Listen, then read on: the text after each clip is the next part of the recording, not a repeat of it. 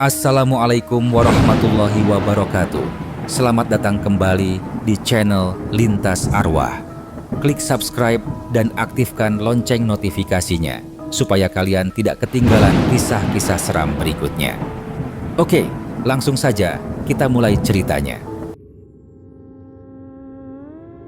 Rina menatap keluar jendela bus yang bergerak pelan. Pikirannya dipenuhi daftar panjang masalah.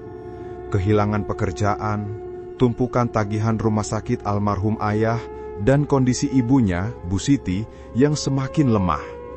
Adi, adiknya, di sebelahnya asik dengan ponsel, mencoba mengalihkan perhatian dari kenyataan pahit yang mereka hadapi. Kabar warisan dari Pak Danu, paman jauh yang tidak pernah mereka kenal dekat, datang bagai setipik harapan di tengah kegelapan. Sebuah rumah tua di desa Sumber Lumpur, jauh di pedalaman Jawa Tengah, kini menjadi satu-satunya aset yang mereka miliki. "Kak, ini beneran rumahnya?" Adi menunjuk ke arah jalan setapak yang nyaris tak terlihat.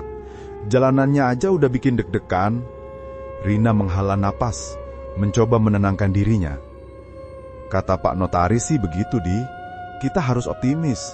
Siapa tahu ini memang jalan dari Tuhan buat kita." Bus berhenti, dan mereka turun di tepi jalan yang sepi.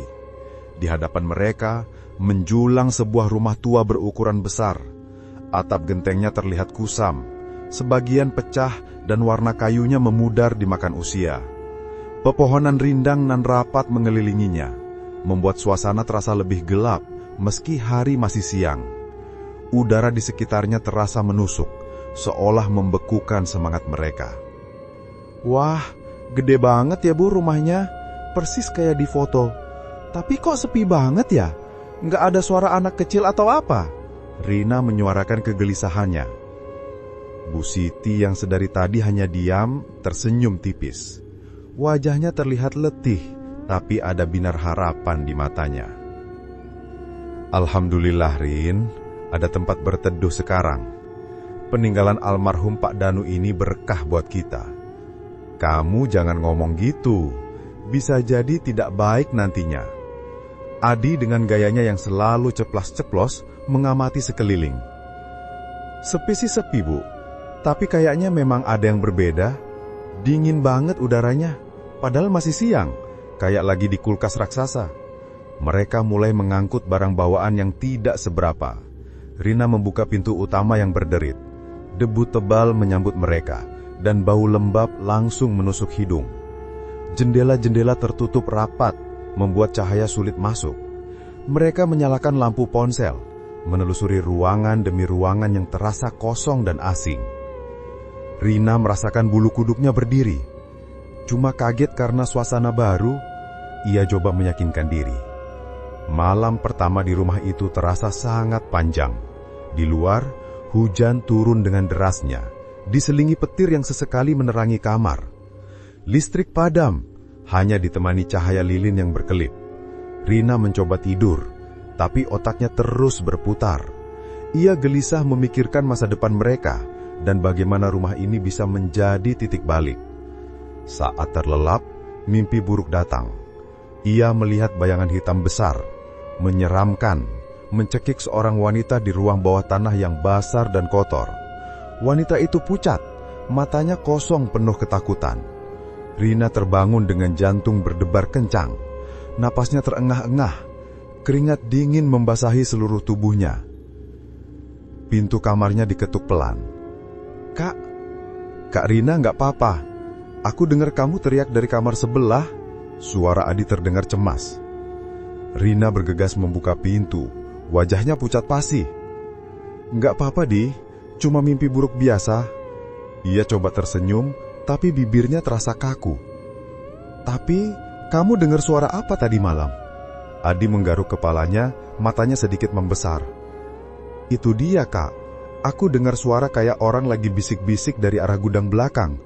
Nggak jelas ngomong apa, tapi bikin bulu kuduku berdiri. Kayak tumbal, selanjutnya, gitu. Aku kira aku salah dengar." Rina mencoba bersikap tenang. "Udah abaikan aja, mungkin cuma angin atau tikus. Besok kita bersih-bersih rumah ini. biar lebih nyaman. Namun perkataan Adi itu semakin menambah kegelisahannya.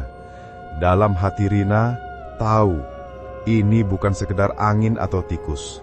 Ada sesuatu yang lain di rumah ini. Ia melirik jam dinding tua yang ada di kamar tidurnya.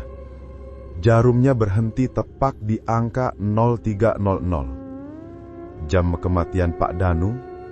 Pikiran itu melintas begitu saja di benaknya, menambah lapisan ketakutan yang tak terlihat. Malam itu, Rina tidak bisa tidur lagi. Hanya bisa berdoa agar esok pagi segera tiba.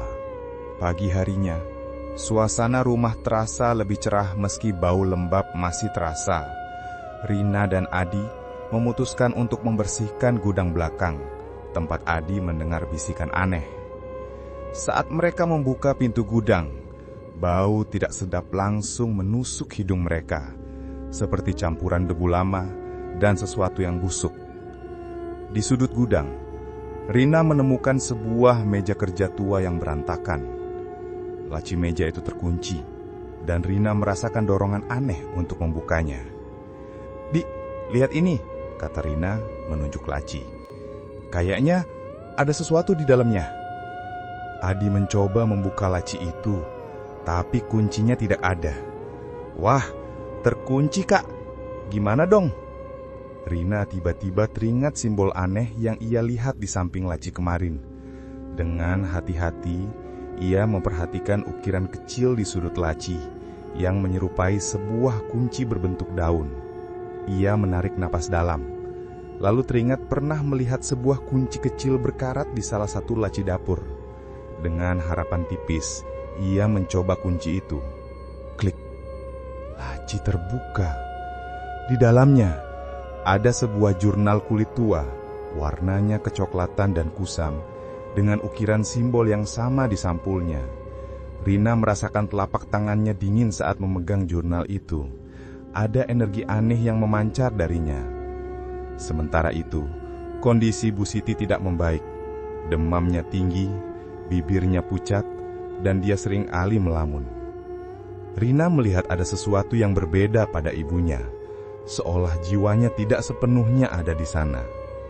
Khawatir, Rina dan Adi memutuskan untuk mencoba mencari tahu lebih banyak tentang Pak Danu dan rumah ini dari warga desa. "Pak RT, maaf nih ganggu, mau tanya dong, rumah yang kami tempati itu dulu ceritanya gimana ya? Warga sini kayaknya jarang yang lewat sana," tanya Rina pada Pak RT yang sedang duduk di teras rumahnya. Pak RT seorang pria parubaya yang terlihat ramah namun kini menunjukkan ekspresi gelisah, menghela napas panjang. Pandangannya menghindar, seolah tak ingin membicarakan topik itu. Gimana ya Bu Rina? Susah dijelasin sih. Dulu memang ada kejadian kurang enak di situ. Saran saya, sampean banyak-banyak berdoa aja di sana. Jangan usik yang udah tenang, nanti bangun yang gak baik. Adi yang selalu ingin tahu, mendesak. "Kejadian apa emang Pak? Soal almarhum Pak Danu? Kami kan keluarganya." Pak RT berdiri mendadak, membuat kopi yang ada di depannya sedikit tumpah. Wajahnya tegang. "Maaf, saya ada urusan mendadak ke masjid. Pokoknya hati-hati ya nak. Assalamualaikum." Ia pergi cepat, meninggalkan Rina dan Adi dengan tanda-tanda besar. Sikap Pak RT ini justru membuat Rina makin yakin ada sesuatu yang disembunyikan. Kembali ke rumah, Rina memutuskan untuk membaca jurnal itu. Dengan tangan sedikit gemetar, dia membuka halaman pertama. Tulisan tangan yang rapi, tapi mulai pudar itu menceritakan kisah mengerikan. Pak Danu, di masa mudanya sangat ingin kaya dan punya kekuasaan. Dia melakukan ritual pesugihan dengan iblis penjaga warisan dan mengorbankan nyawa seorang wanita lokal tak berdosa bernama Sumi sebagai tumbal pertama. Rina merasakan mual. Jadi, hantu di mimpiku itu Sumi. Jurnal itu juga mengungkapkan detail yang lebih mengejutkan. Perjanjian itu menuntut tumbal keturunan setiap 20 tahun. Pak Danu meninggal karena perjanjian itu telah jatuh tempo, dan sekarang perjanjian itu beralih ke ahli waris berikutnya, keluarga Rina. Tulisan terakhir di jurnal itu berbunyi, Sumi akan datang mengambil apa yang menjadi haknya, karena perjanjian darah ini tidak akan berakhir sampai semua tumbal terpenuhi. Jangan biarkan ahli warisku menderita. Rina menutup jurnal itu dengan cepat, napasnya memburu. Dia menatap ibunya yang terbaring lemah. Jadi, Bu Siti sakit-sakitan karena dia adalah target tumbal berikutnya. Tidak, ini tidak bisa dibiarkan. Matanya berkaca-kaca, dadanya terasa sesak. Ia harus memberitahu Adi. "Di, baca ini baik-baik," kata Rina.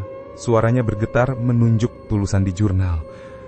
"Kakek Danu, dia bukan cuma sakit tua biasa. Dia bikin perjanjian, Di. Pesugihan sama iblis penjaga warisan, dan mengorbankan nyawa seorang wanita lokal tak berdosa bernama Sumi sebagai tumbal pertama." Adi membaca cepat, wajahnya berubah pucat. "Pesugihan? Tumbal? Gila apa kakek ini? Jadi, hantu yang kita lihat itu korban dia, Sumi. Dan yang lebih parah, perjanjian ini turun-temurun, Di. Kayaknya Bu Siti udah mulai kena imbasnya. Kita harus cepat cari bantuan, Di, sebelum terlambat." Rina menatap Adi dengan tatapan putus asa. Ketakutan itu nyata, dan kini hidup ibunya jadi taruhannya. Malam itu, rumah terasa lebih dingin dan sepi dari sebelumnya. Rina dan Adi duduk berdua di ruang tengah, ditemani lilin yang berkedip-kedip. Jurnal Pak Danu tergeletak di antara mereka. Suara jangkrik dari luar terdengar makin nyaring, seolah ikut mengiringi kegelisahan mereka. "Jadi kita harus gimana, Kak?" tanya Adi, suaranya pelan. "Maksudku, ini pesugihan, Kak. Bukan cuma sekedar rumah kosong biasa." Rina menghela nafas panjang. Pikirannya kalut. "Aku juga nggak tahu pasti, Di. Tapi kita nggak bisa diam aja. Ibu dalam bahaya." Rina menatap ibunya yang terbaring di kamar sebelah. Wajah Bu Siti semakin pucat. Sesekali terdengar batuk pelan yang menyayat hati Rina. "Aku harus kuat untuk mereka," batin Rina. Setelah berpikir keras, Rina teringat kata-kata Pak RT soal jangan usik yang sudah tenang, dan bagaimana warga desa enggan berbicara. Dia juga teringat akan ucapan sesepuh desa yang pernah disebut-sebut warga saat mereka pertama kali tiba. Kiai Hadi, orang yang sangat dihormati dan dianggap memiliki kearifan. "Kita harus ke Kiai Hadi, Di. Mungkin beliau tahu bagaimana cara menghentikan ini semua," kata Rina. Tekadnya muncul kembali. Adi ragu. "Tapi Kak, apa kita akan dipercaya? Maksudku, cerita pesugihan ini kan agak di luar nalar. Kita nggak punya pilihan lain, Di. Kalau bukan kita, siapa lagi yang akan menolong ibu?" Rina berdiri, meraih senter. "Kita berangkat besok pagi-pagi sekali." Keesokan paginya, mereka berdua mendatangi rumah Kiai Hadi yang terletak agak jauh dari pemukiman utama, di balik bukit kecil. Rumah Kiai Hadi sederhana, dikelilingi taman yang rapih dengan berbagai tanaman obat. Kiai Hadi, seorang lelaki tua dengan janggut putih dan sorot mata yang teduh, menyambut mereka dengan senyum. Namun, saat Rina mulai bercerita tentang rumah Pak Danu dan isi jurnal, senyum di wajah Kiai Hadi memudar. "Saya sudah menduga ini akan terjadi," kata Kiai Hadi. Suaranya tenang, tapi mengandung kesedihan. "Dulu Pak Danu memang datang ke saya, minta dinasehati. Tapi dia sudah terlalu gelap mata. Dia memilih jalan pintas." "Kiai, tolong kami. Ibu saya, dia jadi target tumbal berikutnya. Kami harus bagaimana?" Kiai Hadi menutup matanya sejenak, lalu menatap Rina dan Adi bergantian. "Ada dua cara untuk menghentikan perjanjian darah ini. Pertama, kalian pergi dari rumah itu sejauh mungkin dan tidak kembali. Tapi itu hanya akan menunda. Iblis itu akan tetap mencari keturunan Pak Danu sampai perjanjian lunas." "Lalu, cara kedua?" tanya Adi, tidak sabar. "Cara kedua, Kalian harus memutus rantai perjanjian ini sampai ke akarnya. Iblis penjaga itu terikat pada benda perjanjiannya. Kalian harus menemukan dan menghancurkannya. Jelas Kiai Hadi.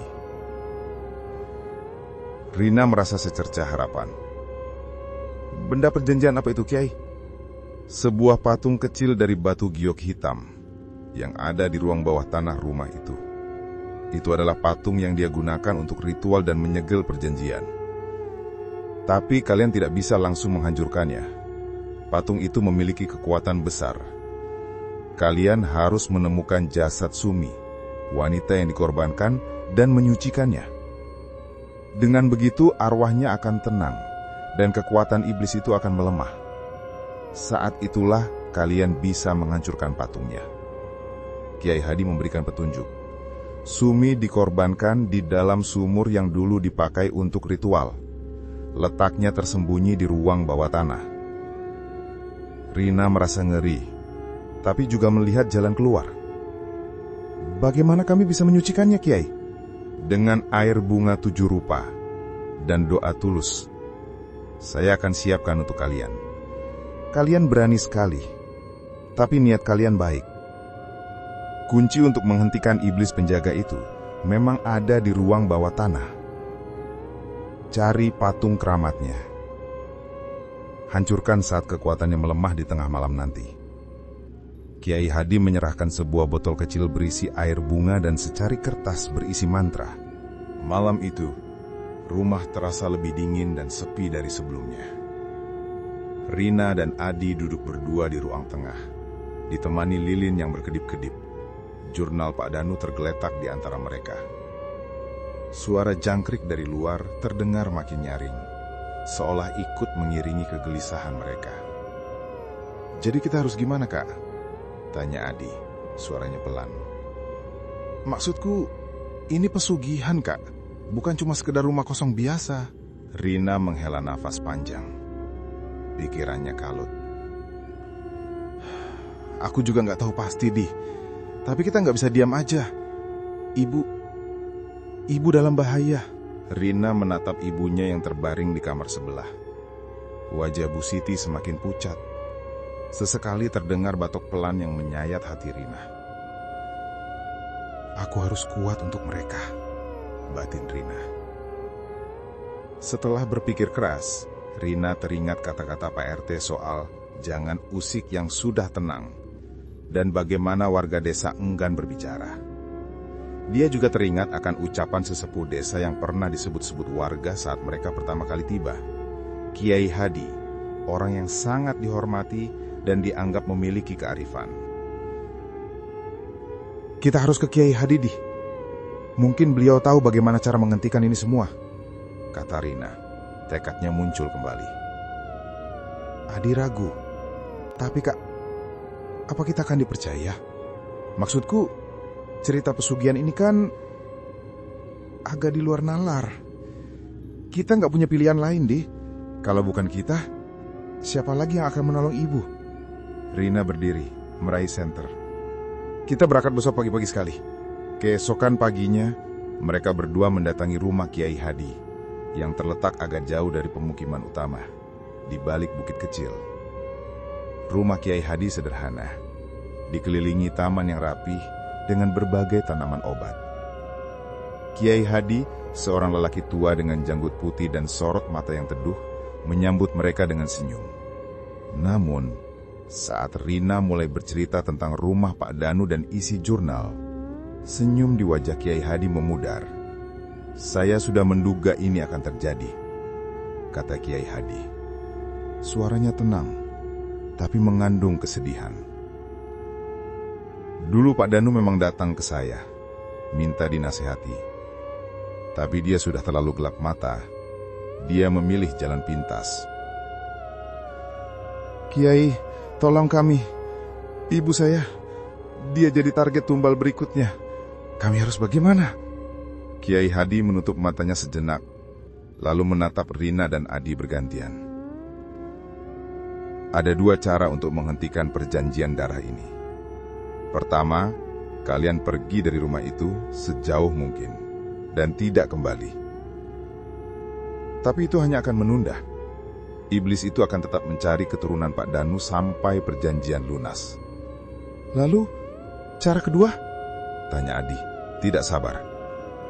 Cara kedua, kalian harus memutus rantai perjanjian ini sampai ke akarnya. Iblis penjaga itu terikat pada benda perjanjiannya. Kalian harus menemukan dan menghancurkannya. Jelas Kiai Hadi. Rina merasa secercah harapan. Benda perjanjian apa itu, Kiai? Sebuah patung kecil dari batu giok hitam yang ada di ruang bawah tanah rumah itu.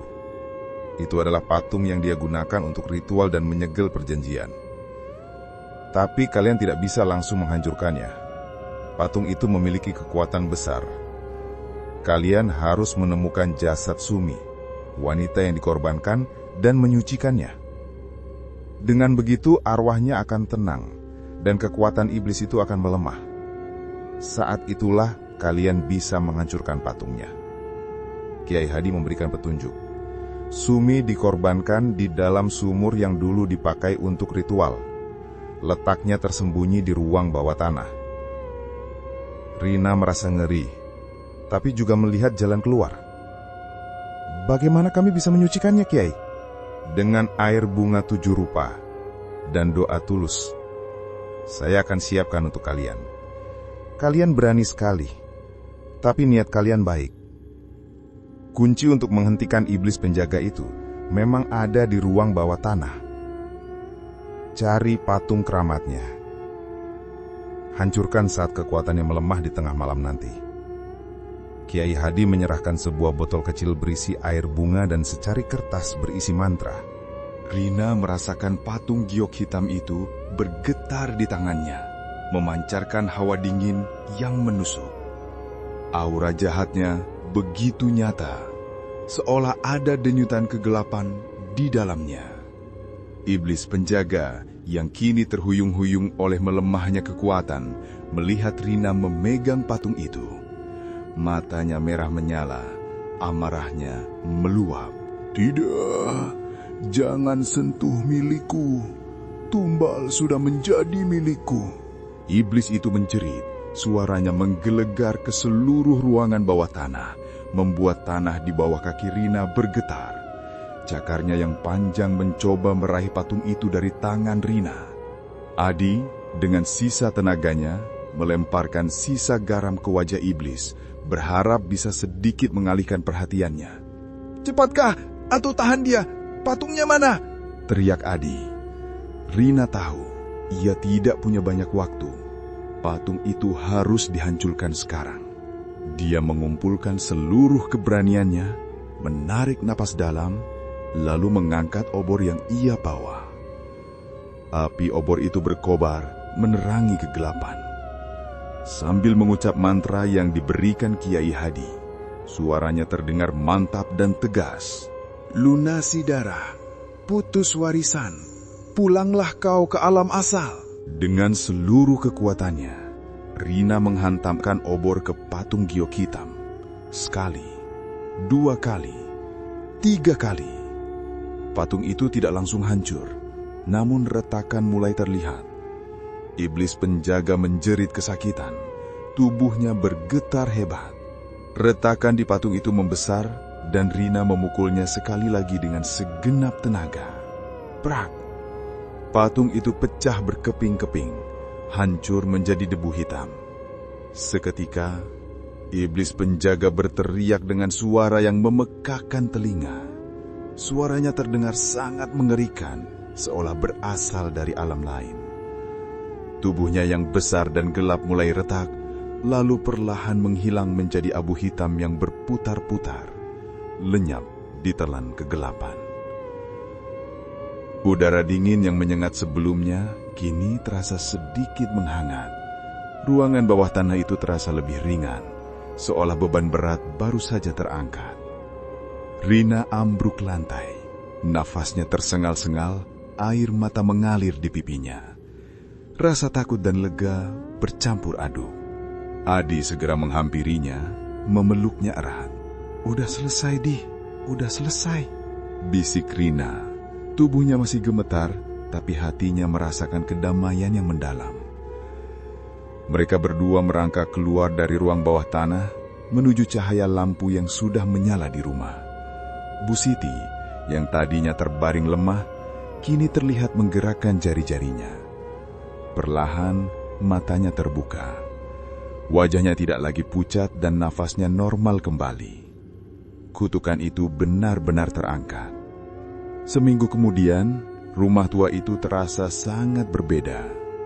Cahaya matahari masuk melalui jendela, tidak ada lagi bau lembab atau suara bisikan aneh. Bahkan, udara di dalamnya terasa segar dan nyaman.